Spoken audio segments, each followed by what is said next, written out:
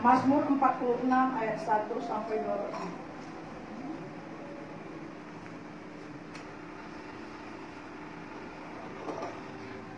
Ya, saya baca ayat ganjilnya, Bapak Ibu baca ayat genapnya. Saya akan mulai dari berikutnya. Allah kota benteng kita.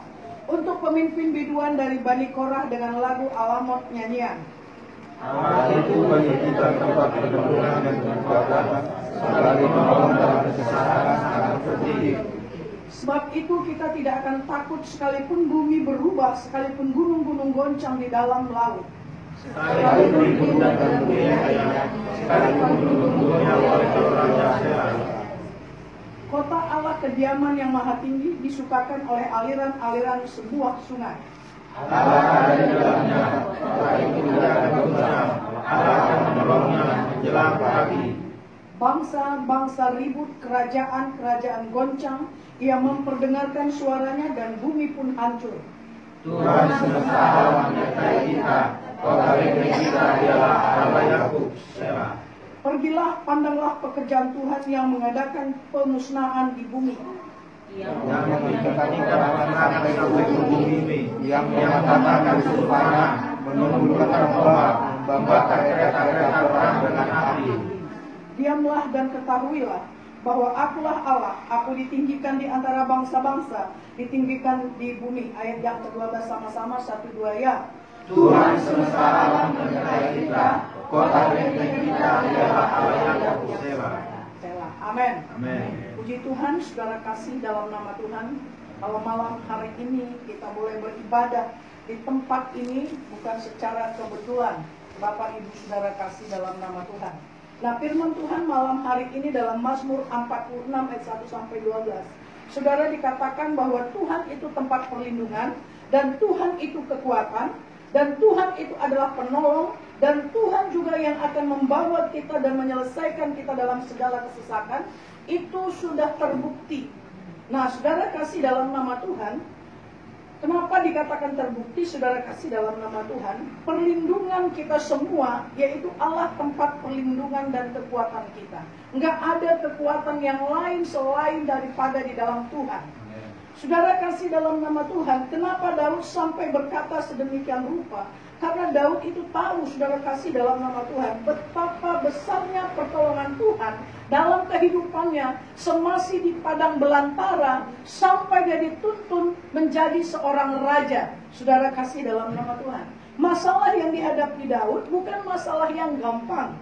Saudara, mulai daripada padang gurun, yaitu masalah nyawa, di mana dia harus menggembalakan kambing domba dan dia berurusan dengan musuh-musuh daripada kambing dan domba, yaitu beruang yang ada di tengah hutan. Saudara kasih dalam nama Tuhan. Tapi firman Tuhan mencatat itu semua dapat dikalahkan oleh Daud, padahal dia masih sangat-sangat muda. Saudara kasih dalam nama Tuhan. Nah, saudara kasih dalam nama Tuhan, maka Mazmur ini dia ciptakan untuk memuji-muji Allah, karena dia tahu bahwa Tuhan itu sungguh-sungguh selalu menyertai kehidupannya. Bapak Ibu saudara kasih dalam nama Tuhan. Kalau kita perhatikan ayat demi ayat, Bapak Ibu saudara kasih dalam nama Tuhan, apa yang dikatakan oleh Daud? Di ayat yang kedua dia berkata, Allah itu bagi kita tempat perlindungan dan kekuatan, sebagai penolong dalam kesesakan, sangat terbukti. Nah, saudara kasih dalam nama Tuhan, saat kita sesak, kita datang kepada Tuhan, nggak salah, nggak dosa. Tapi kalau boleh, tidak tersesat pun kita harus datang kepada Tuhan.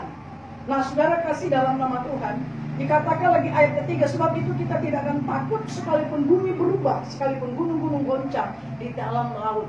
Nah, saudara kasih dalam nama Tuhan, di sini dikatakan sekalipun bumi berubah, gunung-gunung goncang di dalam laut. Belum lagi goncang laut, belum lagi goncang gunung-gunung, saudara, belum ada lagi perubahan di alam semesta ini. Saudara kasih dalam nama Tuhan, kita sudah berhenti untuk mencari Allah. Bahkan saudara kasih dalam nama Tuhan, pada saat ada persoalan, justru kita jauh daripada Tuhan. Kita mengandalkan kekuatan kita mengandalkan kemampuan kita. Nah, saudara kasih dalam nama Tuhan, Daud adalah orang yang memiliki sesuatu hubungan ikatan batin dengan Allah. Saya percaya setiap kita yang memiliki ikatan batin dengan Tuhan, maka setiap langkah-langkah kita itu pasti dipimpin. Dan tidak pernah ada kata lupa. Dan tidak pernah ada kata silap. Karena Roh Kudus itu selalu menyatakan yang pasti-pasti kepada setiap orang. Maka itu tadi dikatakan sekalipun gunung-gunung goncang di dalam laut, maka dikatakan tidak ada dia takut, saudara. Nggak ada ketakutan dalam dirinya. Nah, terus yang keempat, sekalipun ribut dan berbuih airnya, sekalipun gunung-gunung goyah oleh geloranya, kota Allah kediaman yang maha tinggi disukakan oleh aliran-aliran sebuah sungai.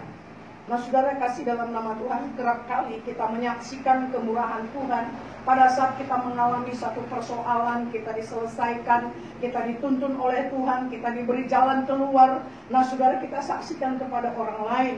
Tetapi begitu datang lagi persoalan, kita bisa menjadi orang yang tidak mengerti tentang jalan-jalan Tuhan. Satu hal yang perlu kita pegang, Bapak Ibu Saudara kasih dalam nama Tuhan. Firman Tuhan katakan begini, anak yang aku kasihi adalah anak yang aku hajar. Kata hajar itu, saudara, gak enak. Anak yang kukasihi, anak yang aku hajar. Dan kamu adalah anak yang kukasihi. Seandainya kamu adalah anak gampangan, aku tidak perlu ribut, kata Tuhan. Aku gak perlu capek, aku gak perlu turun tangan. Nah, karena kamu itu adalah anak yang sangat kukasihi, maka segala persoalan, segala masalah, Tuhan ikut campur tangan. Amin, Bapak Ibu. Jadi kita gak pernah ditinggalkan sendiri. Nah, sesuai dengan janjinya, saudara kasih dalam nama Tuhan. Pada waktu Tuhan Yesus naik ke surga, dan dia berkata, kamu semuanya kumpul di sini. Tunggu, aku akan memberikan satu pribadi, yaitu Roh Kudus yang akan menjadi penolong. Nah, dia tidak hanya menyatakan bahwa aku akan memberikan satu pribadi untuk menolong, tetapi dia juga menyatakan dengan mata jasmani bisa dilihat setiap orang yang menunggu, setiap orang yang berdoa di atas hotel, di atas gedung daripada tempat mereka pertemuan itu, ada lidah-lidah api dilihat dengan mata jasmani. Nah, saudara kasih dalam nama Tuhan, di dalam Tuhan itu nggak ada yang nggak pasti. Di dalam Tuhan itu nggak ada hanya sekedar lip service, nggak hanya sekedar janji-janji. Nah, untuk itu mari kita mengasihi Tuhan dengan segenap hati, segenap jiwa, segenap kekuatan. Nah, saudara kasih dalam nama Tuhan, ayat yang ke-9, pergilah pandanglah pekerjaan Tuhan yang mengadakan pemusnah di bumi, yang menghentikan peperangan sampai ke ujung bumi, yang mematahkan busur panah, menumpukan tombak, membakar kereta-kereta perang dengan api. Diamlah dan ketahuilah bahwa akulah Allah, aku ditinggikan di antara bangsa-bangsa, ditinggikan di bumi. Bukankah Tuhan menyatakan supaya kita enggak heboh? Tapi dia bilang, diamlah. Saat kita diam, bukan berarti diam terpaku, melongo, enggak gitu, saudara. Arti kata diam, kita berdoa. Maka kita akan melihat apa yang Tuhan kerjakan dalam kehidupan kita, di dalam keluarga kita, dalam rumah tangga kita, dalam usaha dan pekerjaan kita.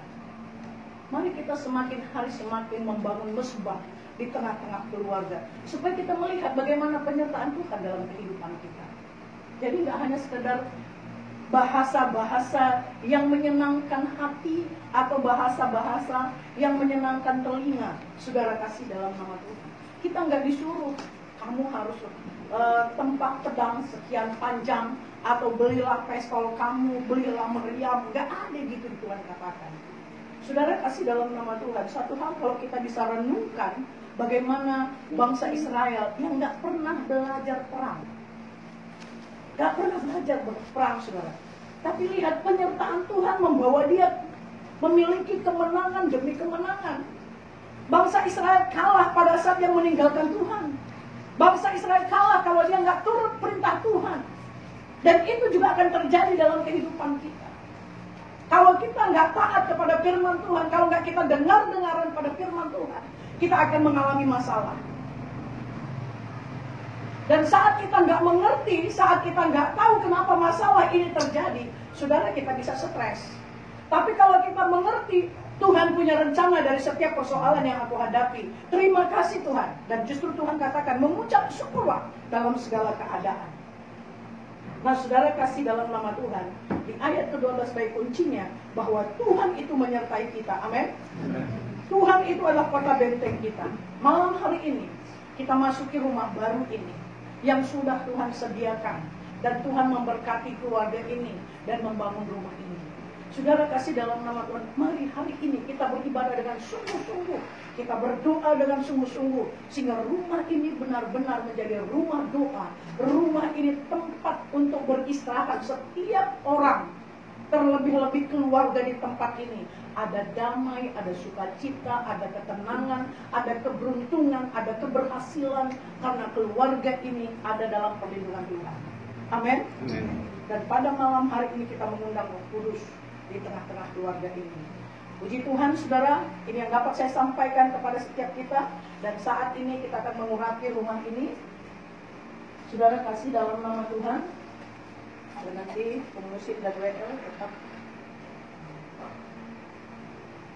di atas berapa luas Pak? Ada 2 hektar? Satu lantai.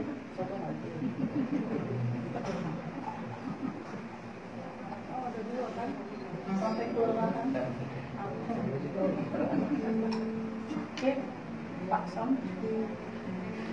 Lantai bawah, Pak. Lantai atas. Perawatan lagi langsing. Nah, nanti saya mau rapi keluar dari tempat ini.